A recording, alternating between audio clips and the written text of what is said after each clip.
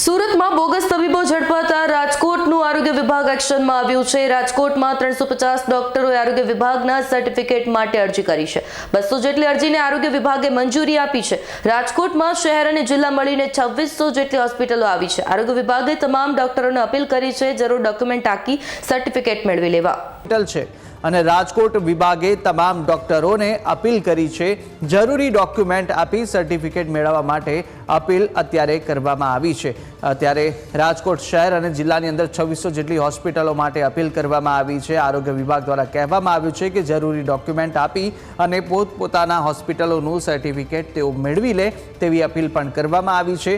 મહત્વનું છે કે સુરતમાં જે રીતે તમામ બોગસ તબીબો ઝડપાયા હતા અને તબીબો ઝડપાયા બાદ હવે રાજકોટ આરોગ્ય વિભાગ પણ હરકતમાં આવ્યું છે। આરોગ્ય વિભાગ દ્વારા તપાસ તેજ કરી અને સમગ્ર જેટલા પણ હોસ્પિટલો આવેલા છે 350 ડોક્ટર્સ કે જે આરોગ્ય વિભાગની અંદર પોતાનું રજીસ્ટ્રેશન કરાવે અને સર્ટિફિકેટ મેળવે તેવી અપીલ।